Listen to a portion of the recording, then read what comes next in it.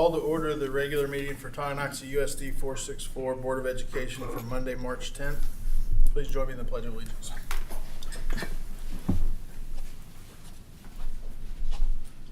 I pledge allegiance to the flag of the United States of America and to the republic for which it stands, one nation, under God, indivisible, with liberty and justice for all.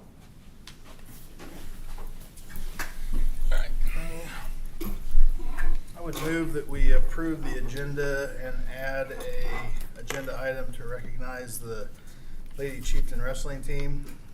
Is there a second? Second it. All those in favor, raise your right hand. Opposed, same sign. Motion carried 7-0. So, moving into presentations. Coach, would you like to get up and say a couple words?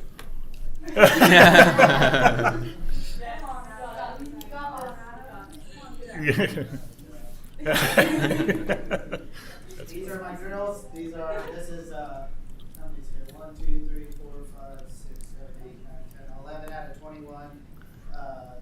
Had a super awesome season. They peaked at the right time and wrestled tough all year long. Kind of buzzed in their ear that they had a opportunity to do something special this year. And then I kind of backed off a little bit and just let them do the rest of the work. But they peaked at the right time, from winning league to winning regionals to state. They all performed awesome. You don't get many opportunities to win team state titles. I never got to win one as a team, as a wrestler. Never won one in college.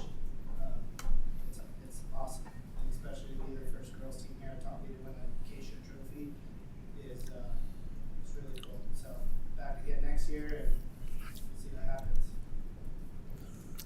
So we also had a state champion. Yes, we had 5. We sent 8 girls to the state tournament. We had 5 get on the podium. Stella here won it. Grace took 2nd. Finley took 6th. Mackenzie took 4th, and Autumn took 5th. Yes. So 5 out of 8 medals. Katie lost in the blood round and matched place. And then had other 2 that were new to the tournament and got some experience there. It's awesome. Big congratulations on behalf of the school board. That's quite an accomplishment. We're certainly proud of you. So.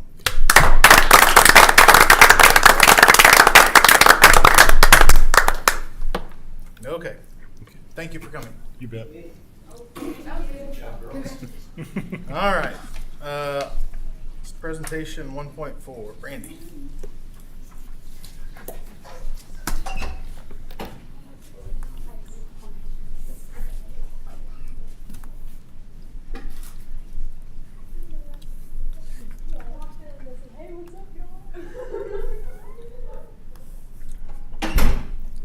There we go. Oh, Forrest. That's not my screen. I don't know. It's on that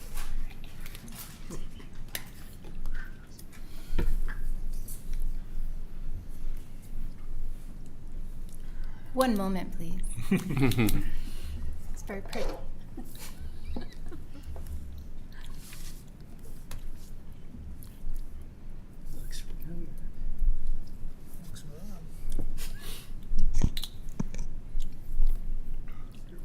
Brilliant, thank you. Okay, good evening, everybody. I am Brandy Taylor. I am the Director of School Improvement Services here at Tonganoxie. And I would like to start off by saying that this is a presentation really to just update you guys on what's been going on within the School Improvement Services Department, what's been going on with myself, and then the 3 instructional coaches that work directly below me, and then the 4 department chairs that are actually working with me alongside me as well. Those are housed at the high school. Okay, so first I want to say that the work we do is not possible without the amazing teachers that we have here. The teachers and the paras that are working every day would not allow the amazing shifts that we've seen if they were not the amazing people that they are. So everything that we do and all the wonderful things we've had happening is all because of the staff that we have here already. And that extends out to all of our custodians as well as our Everyone is doing a great job here to help out our students. I wanted to start off with our vision. We are a department that is very focused on increasing the rigor and achievement of all the students at USD 464. We do that through the improvement of the 4 fundamentals as highlighted by the KSDE, which is structured literacy, standards alignment, balanced assessment, and quality instruction. Impacting student learning is our #1 prerogative. However, we have very little interaction with students because all of our interaction is actually with all of the teachers that we're working alongside in order to help those students. But here are all the ways that we are impacting those students through standards alignment, through Tier 1 core instruction, through our multi-tiered system of supports, through our professional learning communities, and through high-quality instructional materials. I'll go into a little bit more detail on all of these, unless anybody has any questions to begin.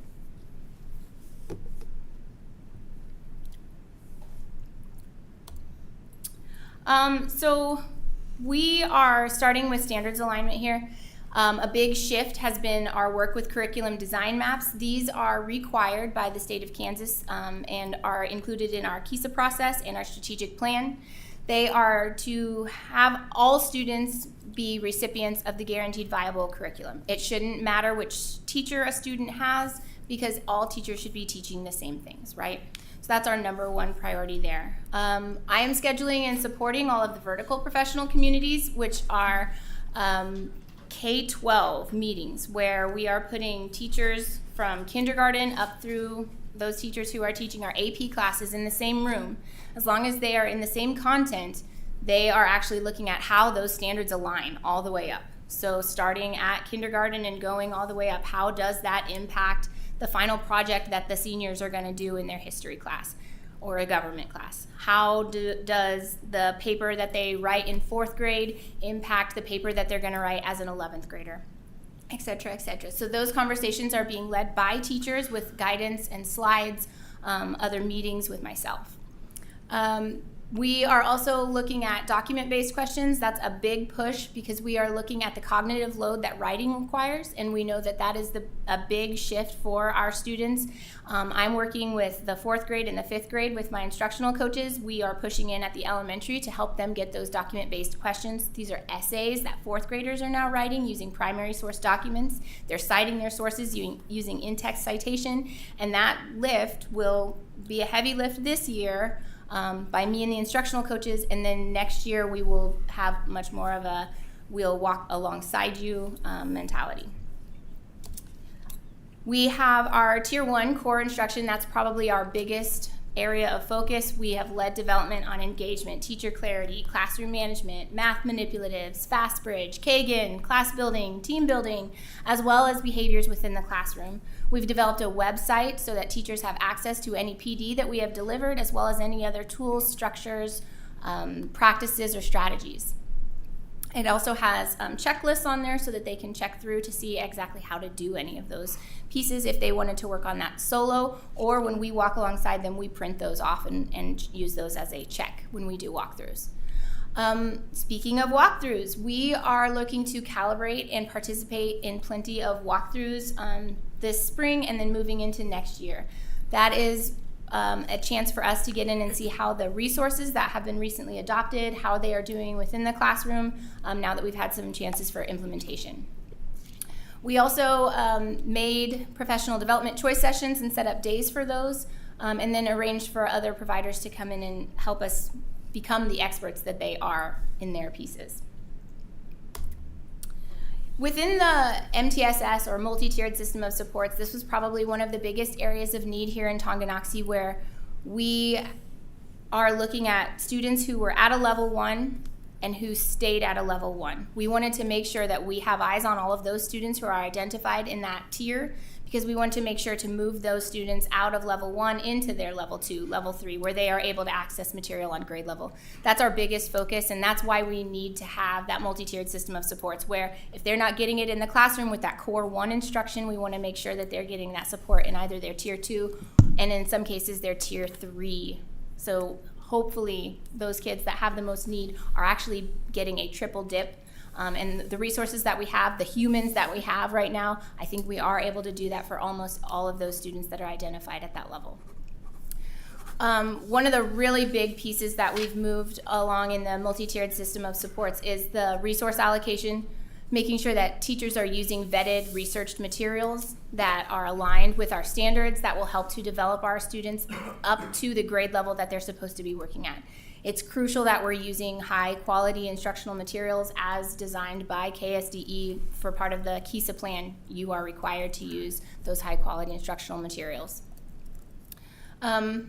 We are also looking at that multi-tiered system of supports just in terms of data tracking and making sure that that is a system where if you need 3 different data points to move a student up, how do we make sure that those data points are held in a single place where everyone has access to them? How do we use those same tools to make sure that newer students are coming in and getting those same interventions when they need them when those other students have moved out? So we wanted a fluid model. We needed better data tracking. We needed better materials. And I feel like because of the work that we've done at the elementary, we really have that in place. Same with that move at the middle school. Last year, there was the idea to move from a 3-and-3 model. So at the 6th grade, there was a reading and a separate writing class. That is not best practice. You are supposed to use text-dependent writing in order to strengthen your understanding of that literature. When we moved to that one class, that allowed us to get an honors class set up for everyone at those levels. We now have an interventionist at the secondary level. She is doing both math and ELA for those kiddos. And then we also used that position. She actually moved into an instructional coach, where she had been an instructional coach at a previous district. She'd worked in that position for 5 years. She's now working with us as an instructional coach and filling that role very well at the middle school. Our professional learning communities, the instructional coaches are an essential part. They have helped in the move away from the PLC Plus model, which is more of a, we're all sitting together, what is something that we all need to work on, maybe tardies, maybe homework, to now we are much more academically and standards focused, where we are looking at the DeForest model, which has the 4 questions. So anytime that those PLCs get into a room together, they should be asking, what do we want students to know? How do we know if they know it? What will we do if they do know it? But what do we do if they don't know it? Those professional learning communities are where you share your successes, but also where you can improve, and then sharing out those strategies that would actually be a best fit for some of those standards. How did you get those results? Mine weren't so wonderful. Tell me what you got. And those professional learning communities are allowed to happen because of that early release time that we're having. So we are seeing a lot of success there. Instructional coaches are also able to occasionally pop into those and provide a little bit of that really needed strategic professional development, maybe in certain areas. So the FastBridge piece, we needed to have just a little piece of it. We can have our instructional coaches pop in there, share that with the 5th grade team, and then pop back out to go to the 4th grade team and the 3rd grade team. So they are an essential part of providing some of that needed mini sessions of those professional development. Those coaches are also helping to guide work on those curriculum design maps, the kite minis, and the instructional strategies. I do have some numbers for us on the kite minis. For elementary school, they had 1,655 kite minis completed. 117 were set up and ready to go, so they had picked the standards and they had set them up for the students. And then a total of 460 that were, the 460 is assigned and ready to go. The 1657 is the number that is done. So they averaged about 3 kite minis at the elementary school, so across grades 3 through 5. At the middle school, they have 3,024 complete, they have 177 in progress, and they have 1,229 set up and ready to go for an average of about 6 kite minis. And then at the high school, there's 1,979 complete, 27 are in progress, and 3,260 are ready to go. That's just in the math for the kite minis. In the ELA department at the high school, for the 9th grade and the 10th grade in the ELA department, they've been doing about 1 kite mini question a week and just talking about it using the slides instead of using the kite mini platform. I know what a kite mini is, but I don't Yeah, know if that everybody might- else does. I So don't know the if you Kite can explain Minis that. are That's good. an amazing tool. Thank you. I do appreciate that. Really small kite. They are Well, that's what it looks like on the computer when they open it up. It's a Great. really small kite, but they are a great day. Like today would have been a good time, right? But Kite Minis are. So we take a CAP assessment, and when I was a first-year teacher, you were not even allowed to look at a screen when a student is on a test. In fact, we had to have a second monitor in the room with us so that we were always walking around. You can't point at a screen, you can't touch a screen. They wanted these tests to be locked down. That is still kind of the vibe. However, they have opened up Kite Minis to us, which is where these are designed to look exactly like the Kansas State assessment questions. The way that the students manipulate them, the questions, and their level of rigor is the exact same as they would see on the Kite or on the state assessment that they see in the Kite. So a very valuable tool in prepping us for the state assessment that's coming up here in April. Let's see. We are to high quality instructional materials. I talked just a little bit about this. Last year, I helped with the adoption of the math resource, and our instructional coach, Chris Sties, actually led the professional development to kick it off. And then we worked to model the lessons and co-teach with all the teachers. This year, we are looking to adopt science resource, K-12. We are also looking to adopt a handwriting supplemental at kindergarten. We are looking at the Edgenuity versus a different product for the Success Center and credit recovery. And at the pre-K, we are looking to adopt a new resource because we currently have a resource that is all right, but we think we can do even better at the pre-K. We're looking to get a different resource for both our 3-year-olds and our 4-year-olds so that those students are stretched just a bit further. These are some of our goals. Now, we have done all the work we have coming up through here. Like JFK said, right? We do these things not because they are easy, but because they are hard. So all that work that I just discussed is sort of leading up to what we have here. So these are goals for the CAP. You can see TES, we're looking to increase our level 3s and 4s by 5% and decrease our level 1s by 5%. You can see where we're at currently with our scores down there. We're hoping to do this because we've had BSP in place for grades 3 through 5 since the beginning of the school year, and for grades K through 2, which aren't yet even taking the state assessment but still need that intervention, that has been in progress since January. Our instructional coaches at the elementary school took the time to help to administer tests K through 5. Listening to students in a one-on-one. I helped with that. I went down there for an entire week listening to kindergartners up through 1st and then 2nd, 3rd, 4th, and 5th. Over and over again, same story. It took the burden off of the teachers, and that was our number one goal. We do not want a teacher to have to take their time out of teaching our students in order to get these students tested, when we can do what's called the SWAT model, which is where it's ants on a cupcake. As many humans as we can, getting them a place so that we can test the students. Our instructional coaches then took all of that data, grades 3 through 5 back in August. So you're looking at about 500 students and each of their scores on the core. And then we drill down to what exact level they're at. And then they take all of those students based on their level and they divide them into those groups. Those groups then needed a resource. What are our teachers going to be doing with those students? So then we had to find resources. So we adopted UFly, we adopted 6-minute solutions, and a number of other things just in order to get to where our students needed to be. We then trained our teachers on using those materials, and then we set up how that protocol is actually going to work. Without the instructional coaches at the elementary school, I do not think the work that happens with that walk-to model would be happening right now. They just did another Fast Bridge in December, right? Well, then we have to take that data and we have to look at how those students move and completely redo their groups. But this time we added in the kindergarten. So now that was 910 students that the instructional coaches and myself were looking at that data to see where do those kids belong, what resources do they need, how many teachers do we need for each of those groups. So a huge, huge lift and taking that burden off of the teachers. We think that at the elementary school, the fidelity to Eureka, the fidelity to CKLA, those are our math and ELA resources, as well as our reflex math, which is working on that automaticity, our tidal intervention, which is a much tighter model, and then that work with IXL are going to help us to move those level 3s and 4s up, as well as decrease our level 5s. We want to see those kids in the level 1 move up to at least a level 2, if not a 3 or a 4.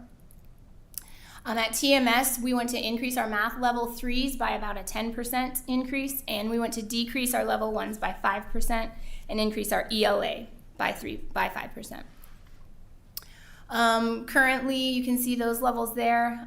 We hope to do that because we've already had IXL time built into their day, as well as win time built into their week, which is what I need time. So that's sort of more of a, depending on what program they are, or if they're sitting in a small group with a teacher, they're either getting a tier 3 or a tier 2 intervention at that time. There are also resource classes so that students are going out and getting the help that they need at that level that they're on, using things like the core to drill down into what level they're at, and then helping those students to progress through up to a grade level. We know that if students are not working at grade level, they will not progress to grade level. So it's very important that those students are working on grade level texts.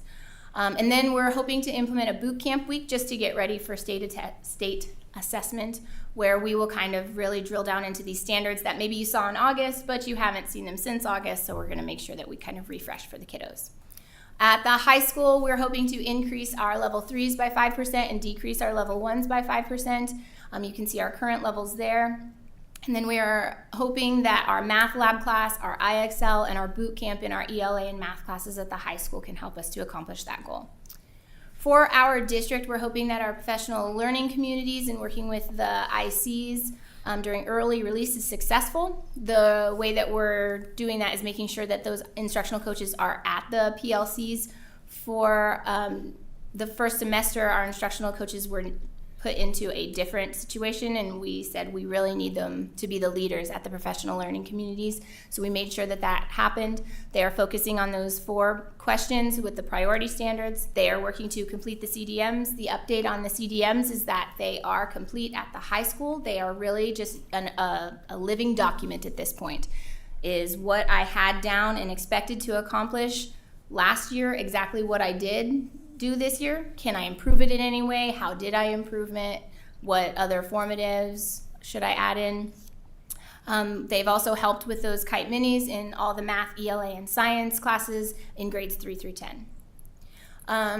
For the Department of School Improvement Services, we have a goal around providing all of the professional development around HIPS, and that is through the Tangi framework, which I have talked with many of you about. When we talk about our teaching, our learning intentions, when we talk about engagement, when we talk about needs assessment, those 3 things have all rolled out. All staff have had professional development for those at the secondary level. We are looking to roll those 3 out at the primary level. Those individuals were involved in that LETRS professional development for such a long time that they were on a different professional development schedule. So we now have everyone, hopefully by the end of, not next year, but the next year, we'll all be on the exact same page with the Tangi framework. Next year at the secondary level, we will be working to roll out the other 3 letters from the Tangi framework, which will be opportunities to respond first, which is where we are looking at questioning. This is where we are going to really talk with our teachers about changing that mental model that we all kind of have in our brain of where a teacher stands at the front of the classroom and is a sage on the stage and asks a question, and one person raises their hand and we call on that student and everyone is silent, and that is perfect, except for that's not how students learn. We know that students need to be either reading, writing, or doing or making in order to make that make sense in their brains, and that's engagement. That's a cognitive engagement. That's what we look at on our walkthrough tools. We want to make sure that those students are doing those things, and in order to make sure that those kids are doing those things, it should be visible to us. So those opportunities to respond, when we talk about questioning our students, it is not a question for one student to work on. It's a question for everyone to work on, and I'm going to ask you to talk with your shoulder partner. Or it's a question for everyone to work on and we're going to chorally respond. Or it's a question for everyone to work on and I'm going to come around and I'm going to listen to each group. We want to make sure that there is not a chance for a student to sit in the back of the classroom and never have to engage with the material. I know that I was able to do that. I used to eat a Three Musketeer every single day in my 8th grade math class because my teacher did not call on anyone except for the 4 people in the front row. I do not want to see that happen at Tonganoxie. I want to make sure that all the students are getting called on and having a chance to interact with that material. After the opportunities to respond, we'll work into gradual release, which is just a best practice. It's pretty much housed in a lot of the resources that we are adopting. And then the I, which is integrating background knowledge. And we'll move through all 3 of those by next May at the secondary level. We are finishing up with the first 3, the T, E, and the N this year. Any questions about those? And really, that's like the motto of ours is once we know better, we can do better, right? Just because we didn't know things before, we're not set back. We're moving forward. We're growing. Lots of good things to see. Other pieces. We just wanted to let everyone know that we are also a part of assessment. So I'm in charge of all assessment at the district from pre-K up through 12. That's kind of a heavy lift. That's something that Tanya is helping me a lot with this year because it is such a heavy lift on top of everything that I do as the Director of School Improvement Services. The Professional Development Committee is a committee that meets a few times a year. The Teaching and Learning Committee, again, same thing. We're about ready to have a meeting 2 weeks from now. We're involved in the KISA and school improvement process. We're involved in the instructional coaching cadre, and then also the district site council. So all of us are part of that, including one of my instructional coaches is a testing coordinator at the elementary school. So she has taken a really big lift and helped out the admin there as well. All right. Does anyone have any other questions? Okay, I've got a couple. Flip back to 2 slides. First of all, I think it's great that we've written down some goals. I think that's A+. I'm super excited to see that. The buildings all have kind of different goals. I assume that's a matter of kind of meeting them where they were and where they thought they could make the most improvement. Is that an accurate statement? Yes. Yeah. Very specific. Yep. Okay. So one thing I would add to that is we're having a meeting Wednesday with our principals. It's our regularly scheduled administrative team, but the principals are asking that we have a different conversation this week on goals, on preparing for professional development, and that was initiated internally. You know, instead of hearing nothing against Mitch or hearing about rooftops and everything else, they wanted to drill down more into those kinds of things. And so I think some of that goes back to when we had the special board meeting a few weeks ago, and so that's where a lot of this has been generated. So, and I think it's great. And Brandy is, we sat down today and developed the agenda, and that's where the conversation is headed. Mm-hmm. What are we doing now? What are we going to do in the future? And where are we headed for this summer and for next year? Right. And I assume on TES and THS, since we didn't specify math and ELA, they're saying across the board. Right. Okay. And I think the only other thought I had, and again, I'm super glad we're looking at these, is quite a bit of focus on increasing level 3s, and that seems like that's a great place to focus. I think when we go to measure at the end, we ought to make sure that we didn't have much regression in 4s that made up the increase in 3s. So, I mean, we want everybody to move to the right on that scale.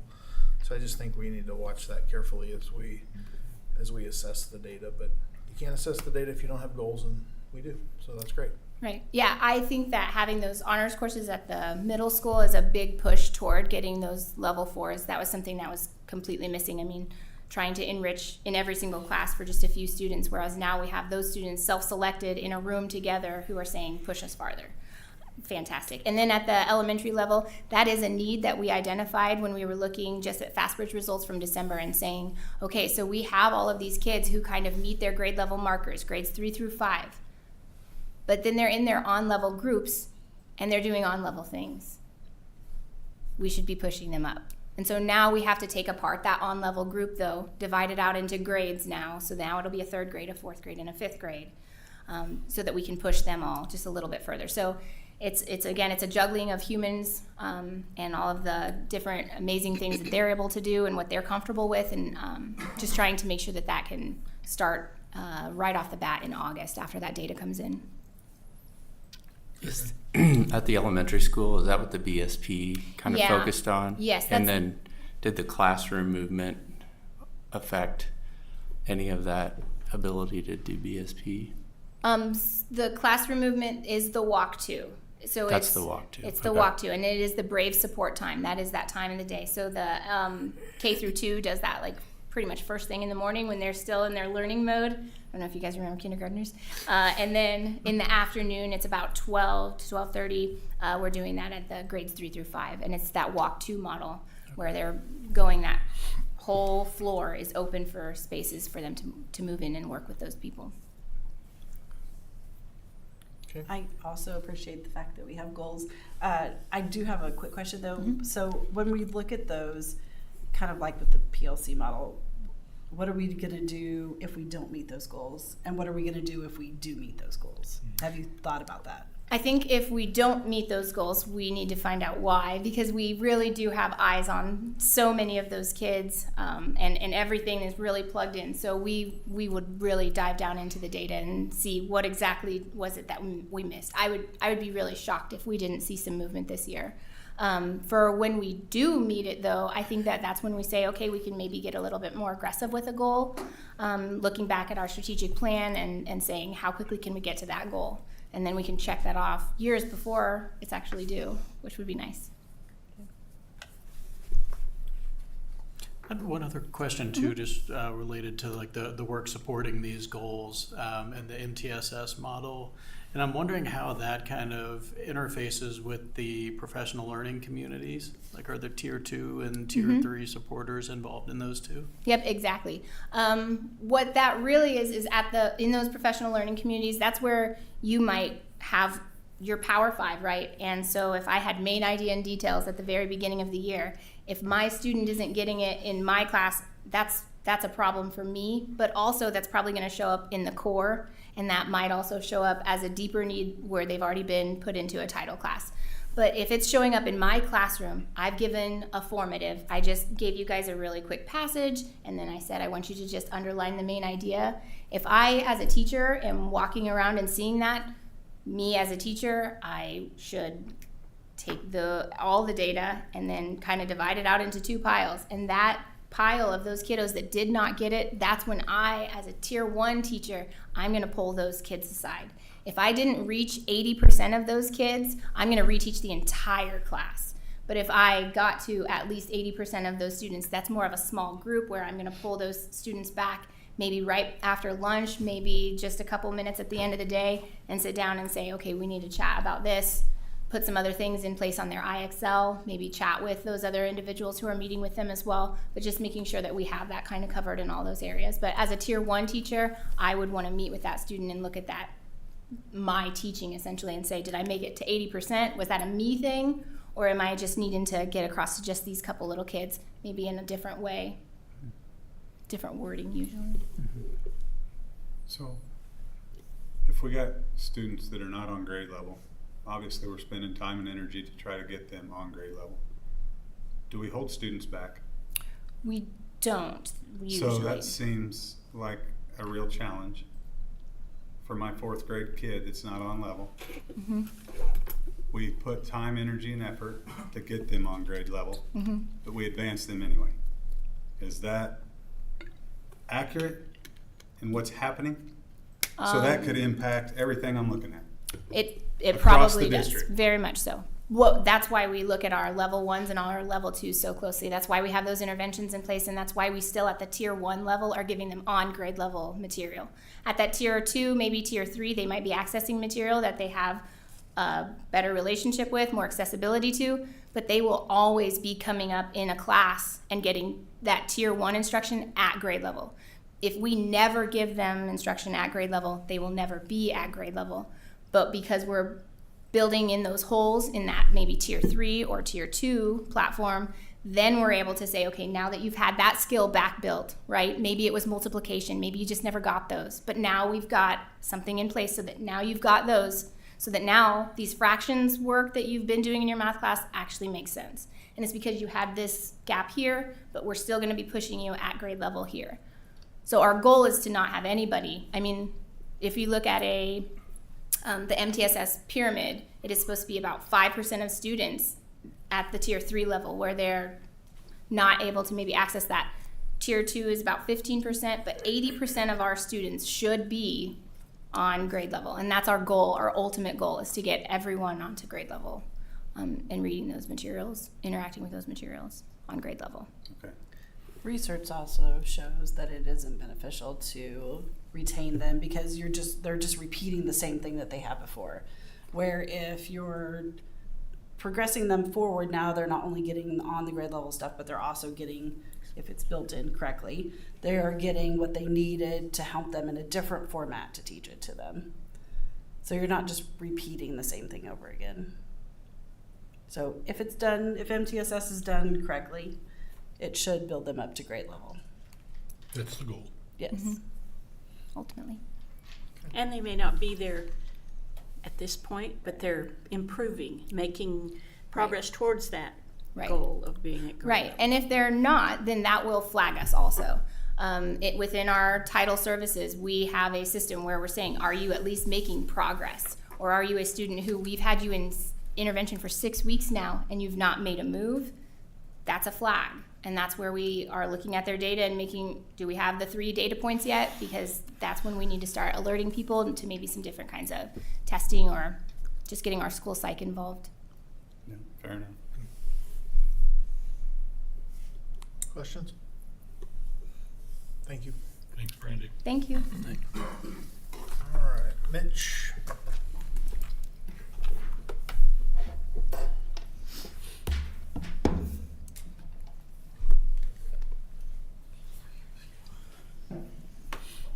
Oh boy.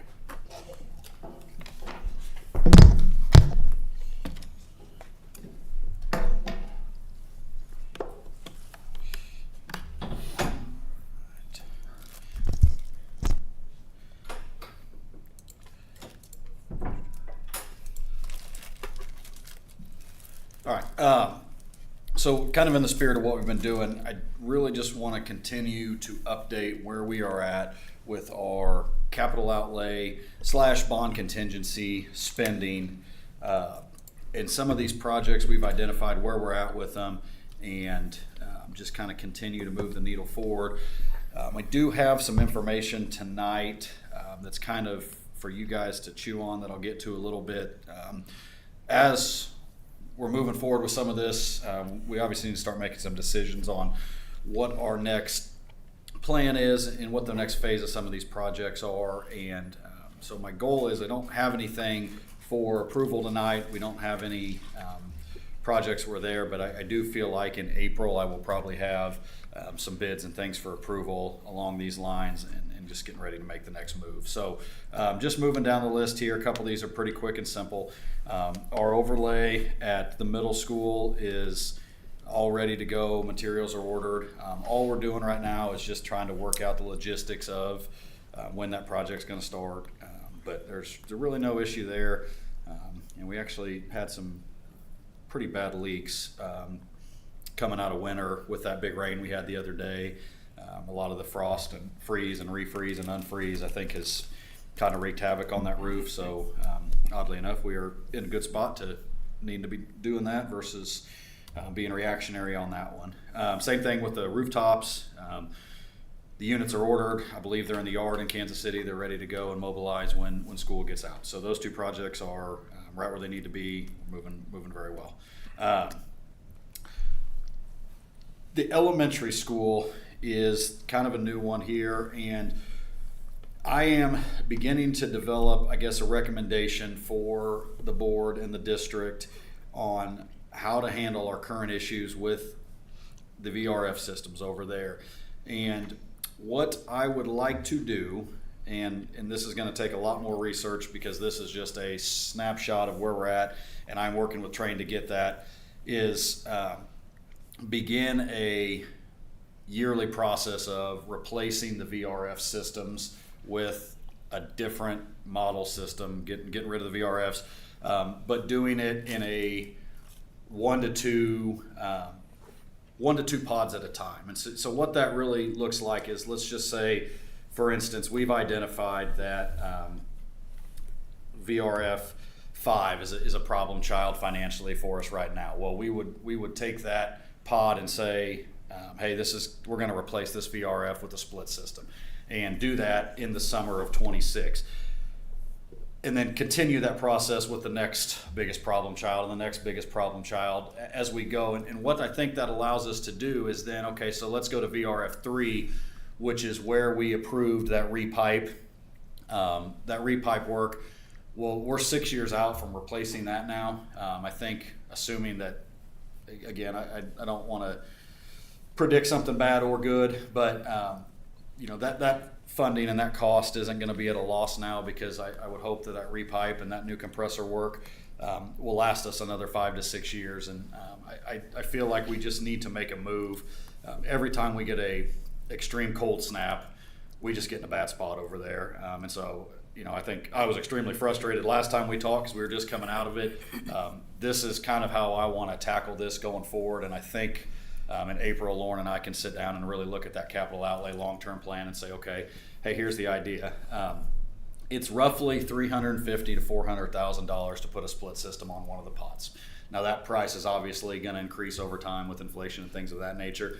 It could stay the same. Some are bigger than others, so there's definitely some variation there. But I think we can safely carry that number to budget ourselves out over the next 5 to 6 years.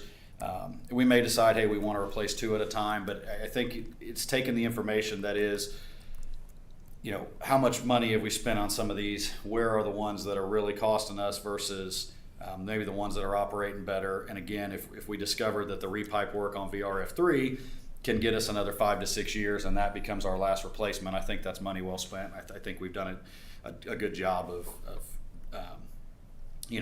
taking care of our kids in those spaces. So this is just me putting a very high level look at it on that thing we sent you on the other tab.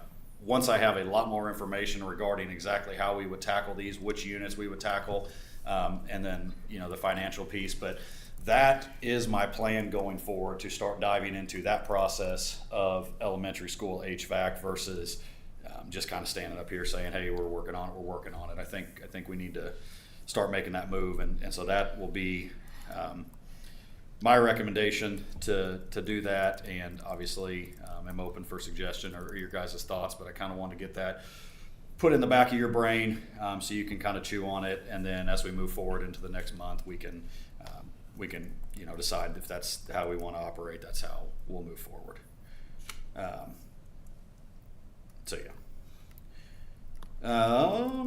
Let's just keep moving down here.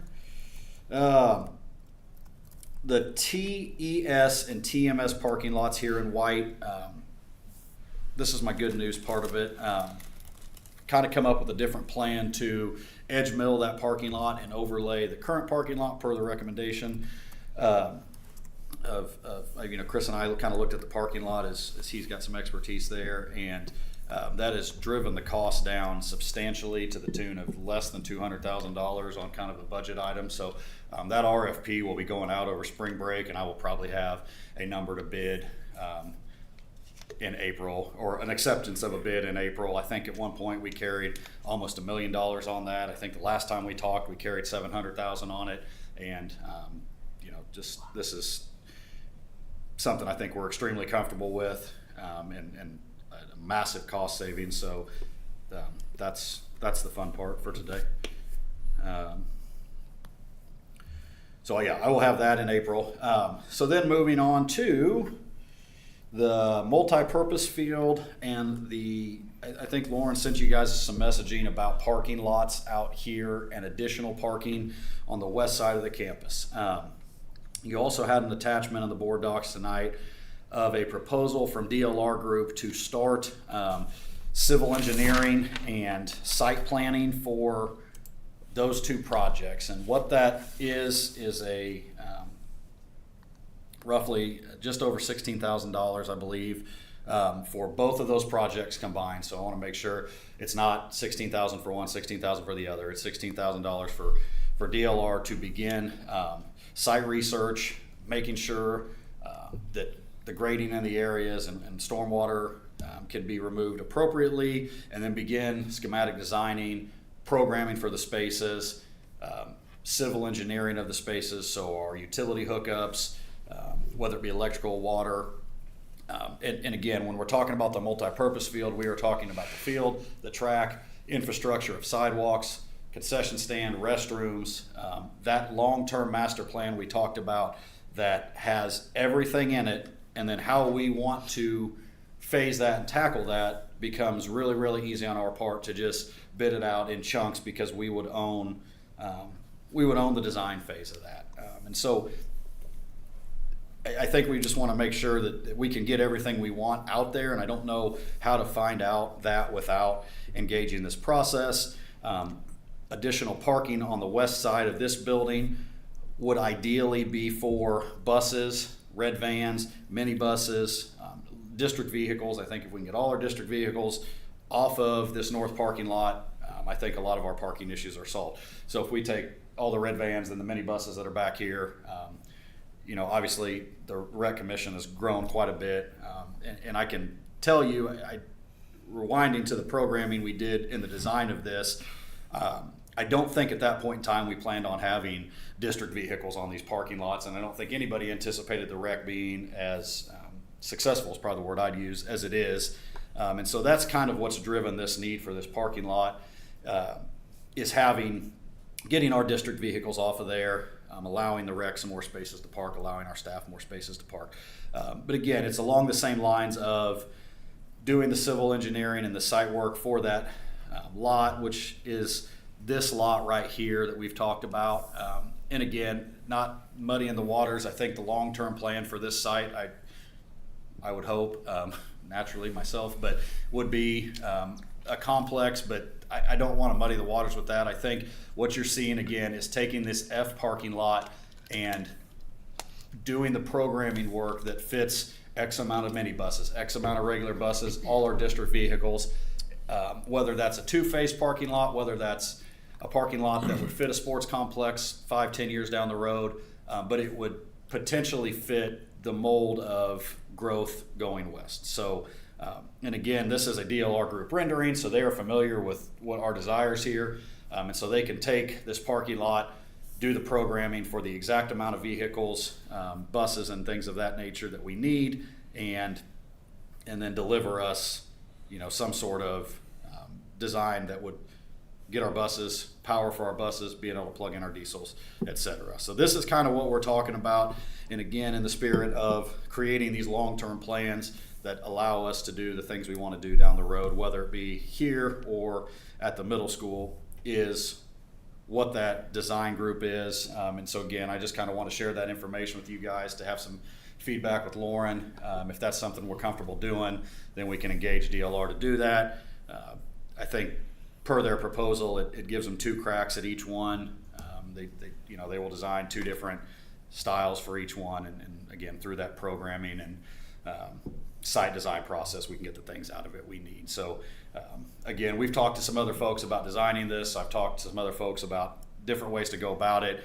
Financially, this one makes the most sense, and it allows us to, when we actually need to do these projects, write a good RFP, send it out, and then whether it's turf work, track work, parking lot work, sidewalk work, whatever it is, we've got a set of documents that allow us to write RFPs for exactly what we plan on having. So that would be my recommendation.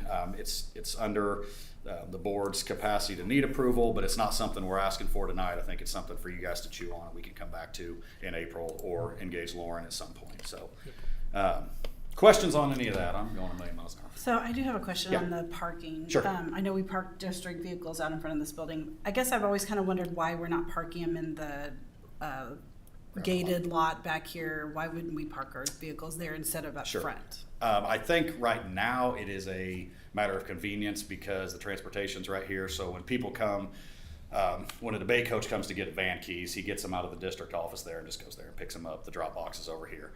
I certainly think we could. But if it's an issue for teachers parking Yeah. or the rec parking, to me, it would make sense that we would just move those district vehicles and make it slightly Well, inconvenient. the only to thing get I on. would add is there's really not as much parking back there as you might think. And, because we do have, I get what you're saying. I mean, the you could teachers park them there. side by side if you had to back there, I would think, Yeah, just I because mean- you're not moving cars in and out of there. So it is a location where you So could. I think in the spirit of this conversation, I think that's, if for some odd reason we don't feel like we want to move on a parking lot over here, I think there are avenues for the district to get creative.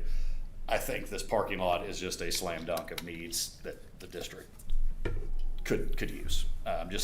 And mostly in the arena of power for the buses. And that would be, the other stuff is just kind of, we've got to have somewhere to plug buses in safely in the winter months. And so that would be the bigger driver on this parking lot more so than anything else. So I do think, yeah, there's definitely ways we can get more creative. And we've already, from a interior of the district standpoint, started tackling the ability to move cars back there. My other thought though is Yeah. if we're gonna do a parking lot that would be like plugging in buses, how would that be then accessible for the public to come and use? Like if we did decide, how are you going to utilize that same parking lot for the public to? If we were using it for fields Right, out there. right. And so I think that's that programming piece with DLR. I think that what that proposal DLR gave us for is to say, okay, hey, we need half this parking lot for district parking, buses and things like that. And that may be fenced in, that may be an automatic gate, and then an extension of that parking lot that would just be for cars. And, I think there's gonna be a question of, okay, how many car spaces would you want here if there was 3 ball fields out here? I think there's gonna be a conversation of how many, what are you comfortable with in that regard? And I think a gated bus parking lot is probably ideally what we'd be after. So somehow, again, I would let DLR do their thing on this. Somehow you would have half a parking lot for transportation and then half the parking lot for patrons. Well, it might be. I mean, hopefully the smart engineers can figure out a way to be super flexible so that if, 10 years from now our bus needs are different or we have a different spot, then that can be used for other things. Sure. So I Yeah. think we let the engineers engineer and see what they come up with. And like I said, I think part of that proposal is creating 2 different designs for each space based on, very similar to the process we went through with building the high school, just meeting, hey, what do you need? What's it look like for you guys? Here's what we think that is. Then we can go back and adjust. Here's what we think the final look is. And again, I think that's just starting this I think this is just step 1 in starting that process. Yeah, I think that's great. I think it's good. I just have reservation about infrastructure that we're gonna put in to try to achieve electricity, diesel heaters.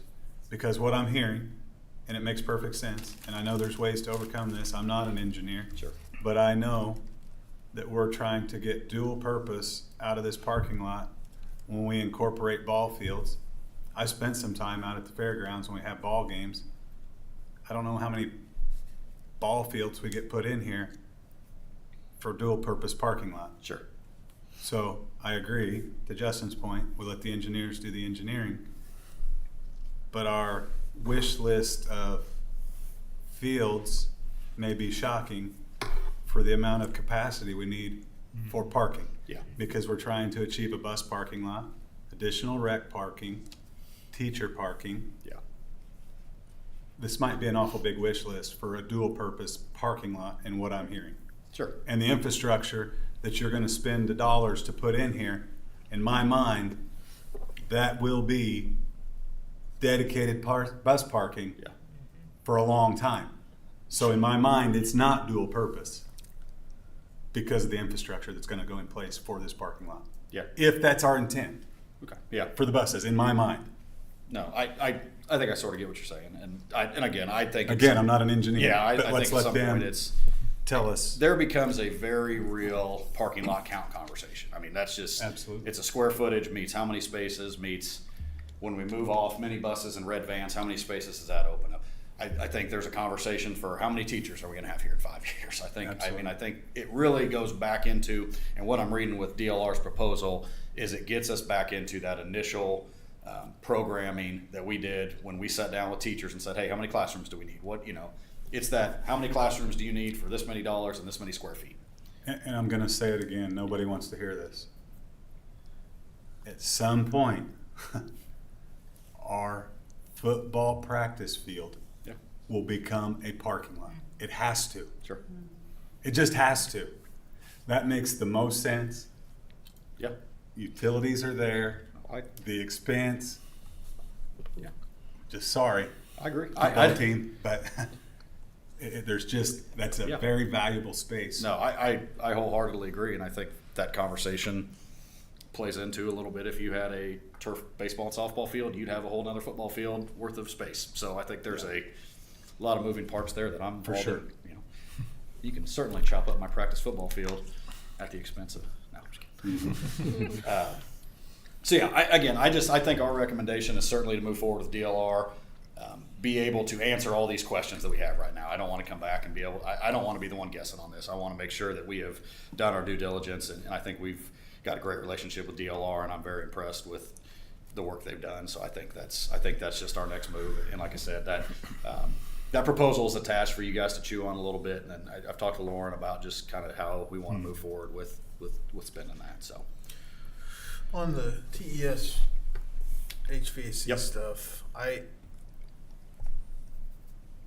I don't love stringing it out, but Okay. I feel like given the uncertainty of Gen 2 VRFs, the uncertainty of how the mini splits may or may not work, the uncertainty of what will we get out of the repiping, I don't know that there's a better plan, and part of me doesn't like stringing it out because I feel like it dilutes focus for you, and there's funds available today, but I I think would given also- the uncertainty, I don't know that there's a better option. yeah, I think that, I mean, here's what I think. I think we need to take the dive on one of them and just rip the VRF off. I mean, that's just, and replace it with something.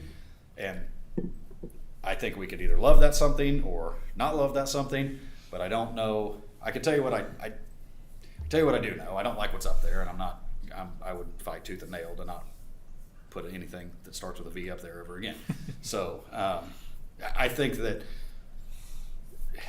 it maybe doesn't need to get strung out. It may just need to see one go in. We say, we like this, we love this. Let's move. Let's do them all. And again, I want to be cognizant of the money we spent for the repipe, and we might love the repipe.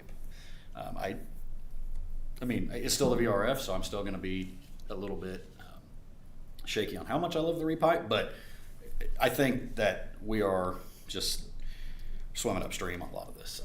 And correct me if I'm wrong, the repiping, you're not really gonna understand the benefit of that for another year, basically, another season, right? Because would air s- conditioning's not been as much of a challenge as heating. So I will tell you the reason for that is because extreme heat happens in July when nobody's there.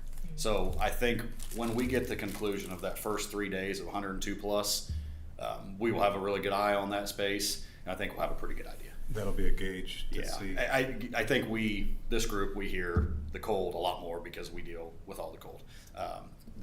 When it acts both ways, it just doesn't affect anybody but the custodians, the people, and their pain in the summer. So I feel pretty confident that if the weather keeps doing the crazy it's doing now, come August, we'll be able to say, yeah, we like this. Or if the compressors popped again in that heat wave, then we would know. And again, maybe that's the information we take to say, okay, we got to go. So.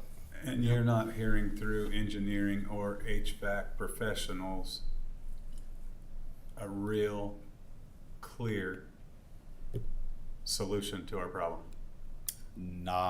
I think, To jump in and say, let's just replace it all. yeah, I mean, I think everybody's got a solution, but it's cost-effective solution. I mean, we could spend $10 million, I bet. And I'm not even making that number up. I think we Right. could legitimately spend $10 million and do this, or I think we could spend $2.5 million and do it. I think it's somewhere between 2.5 and 3 long-term, however we get there, but there is a solution out there that could cost us $10 million. So I think we have to just be a little bit careful with, I think a new VRF is somewhere between 3 and 4 million. So then if we take your approach, then you start talking about life cycle timing, right? Yep. So we're gonna, and the other side of this I didn't even touch on was there's also rooftops up there that cover the kitchen, cover the gyms, cover the common spaces, and those will come.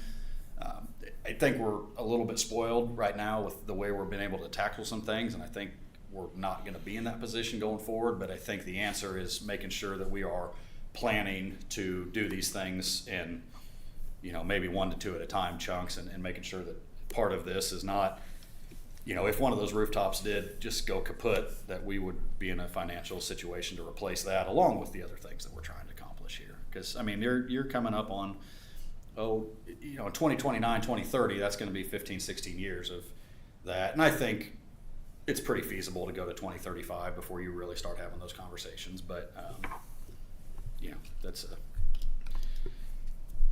I think, I think there's a lot at play here. But going forward, if we weren't in the position we were financially, we'd be replacing 1 to 2 at a time, I would think. I don't think there's any world where we'd probably be biting off what we are.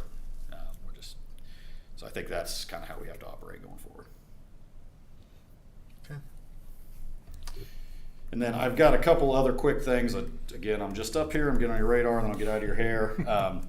We are in a kind of a discovery mode right now for adding some air conditioning to our CTE auto shop and potentially the field house as well. Locker room spaces down there in early August for soccer and football are pretty, I think this is a very, sort of looking for feasible solution, both financially and structurally. So we're looking at a lot of options to maybe air condition one shop, all 3 shops. And so I'll have a lot more on this. I met with P1, who's kind of doing the discovery on load management, square footage, what we need to get what we want out of those spaces. So just another kind of small project, but one that I think is a huge plus. And then if you guys remember 10 minutes ago, I told you how much money we saved on the parking lots at TES and TMS. I think we are probably going to lose a boiler in this building, just kind of bad luck. So we're probably going to have to be looking at boiler replacement of one of the 2 boilers in here. Again, we're coming out of the winter. This is not something that is in any go mode right now, but I did grab a budgetary number of about $220,000 for that project. So that's something potential to be looking at that could be coming down the pike in July or August. That we just we're survived right now with one, but I don't think we've had 2. It's designed for 2. We need to keep 2, but that was just a random or recent winter failure with just bad luck sort of thing. So just that's there because that is a large ticket item. So we'll start kind of probably trying to carry a budgetary number in our long-term planning for that as well. And that is all I have. Questions? Thanks, sir. Thank you, guys. All right. I'd entertain a motion to approve the consent agenda. Anything? I make a motion to approve the consent agenda. Is there a second? I'll second. All those in favor, raise your right hand. Those same sign. Motion carries 7-0. Doesn't look like we have any patron comments. Mr. Feldkamp. Okay, I'll keep this as short as possible.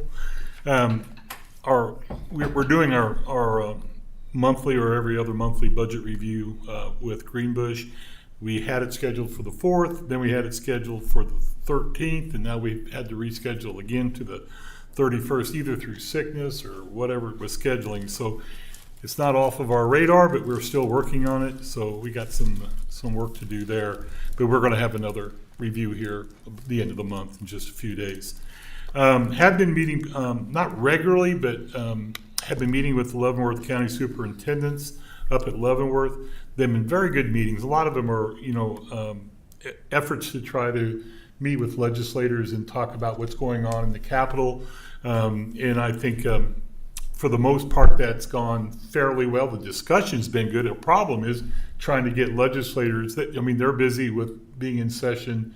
And so trying to get everybody rounded up has been difficult. So Kellen Adams is leading that effort. And there'll probably be another meeting here in the next few weeks, but we just keep moving on that.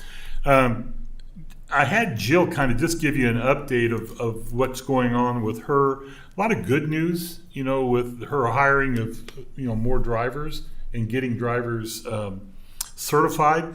Done a great job with that. I mean, I think back where we were a year ago, we were down 5 drivers, and now we're up to the point where it's a lot more manageable. And we have lost some drivers. It's not. I mean, we probably have hired 8 drivers. We've lost some drivers, and then we've gained. So it's good. And the AB route thing that we talked about for a while back, we've eliminated that. And I think the other good thing is we have the bus that we ordered. I don't know. It's been about a year ago. It should be here in July. And then she applied for that clean diesel grant, and we'll find out here in the next few weeks whether or not we get 1 or 2 of those grants. Each of those grants is worth about $25,000, which really helps, in the purchase of another bus. So she's got a lot going on and managing a lot of good things.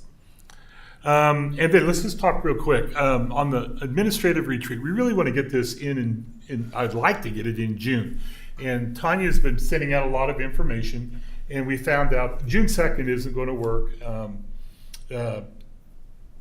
We need to get all the board members there, and so we can't get all the board members there.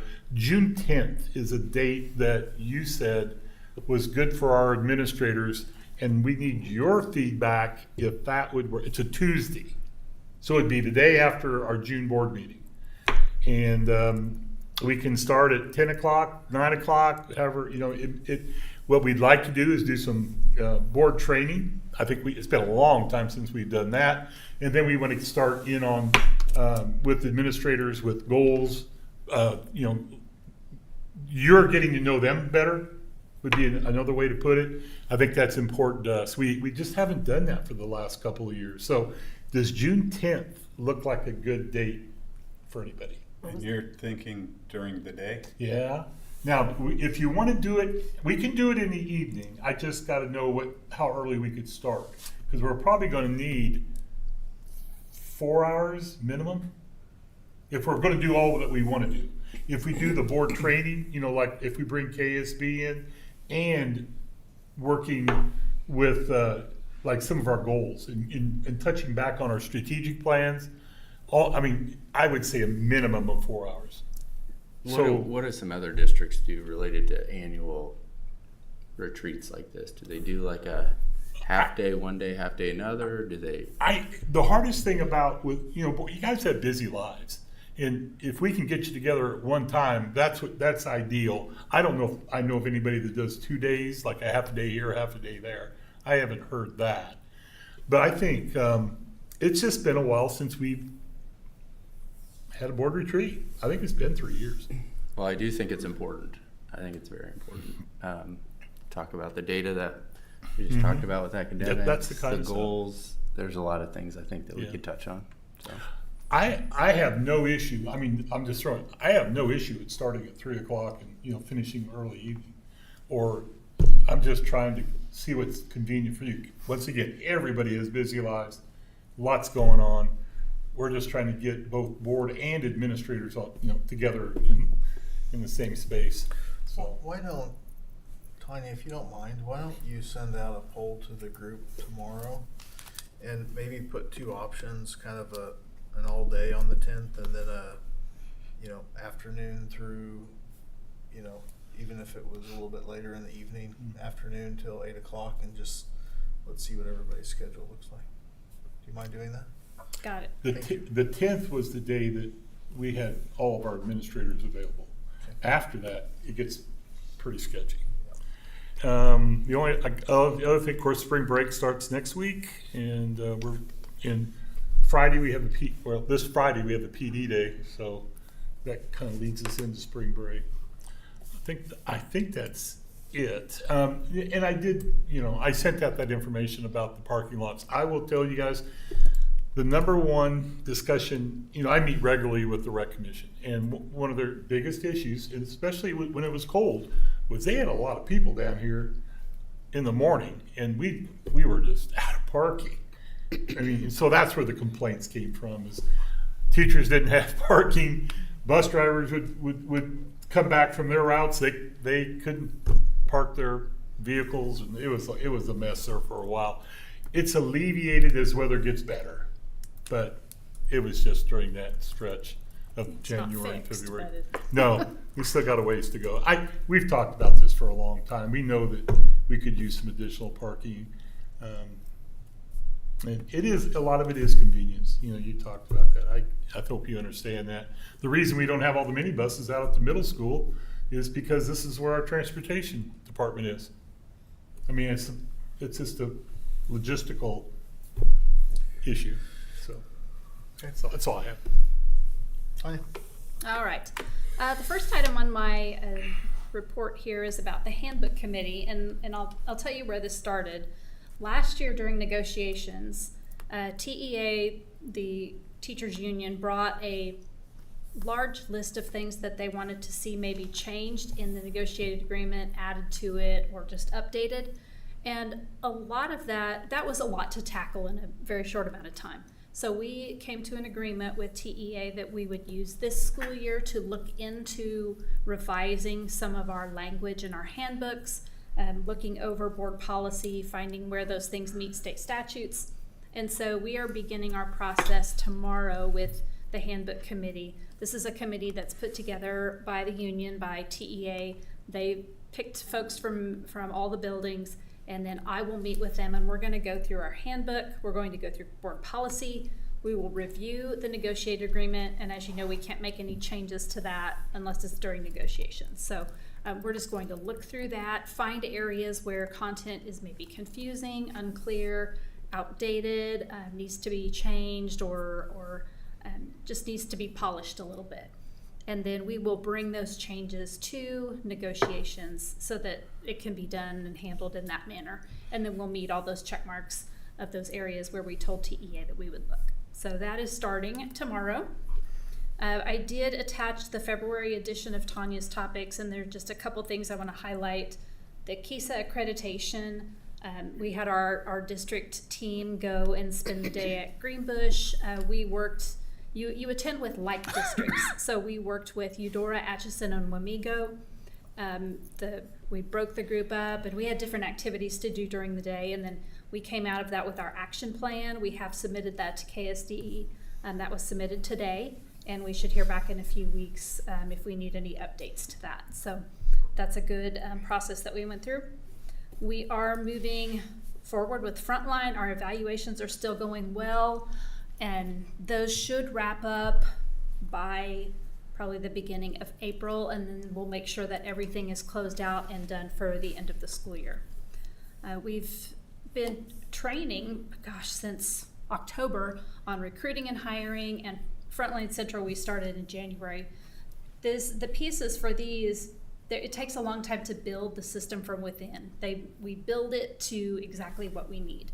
So Audra and Becky Drzinski and I have been working through recruiting and hiring since October, and we have a training scheduled with all of our end users, which would be like all the principals, Mitch, Forrest, Barb Smith, and those folks who hire other folks. We're having that training on Wednesday after school, so we'll get that piece turned on and we'll be ready to go. Frontline Central is very close to being turned on also, and then we will have the Frontline systems be a single sign-on. So instead of going to a different location to sign into each of those programs, there'll be a single place to go.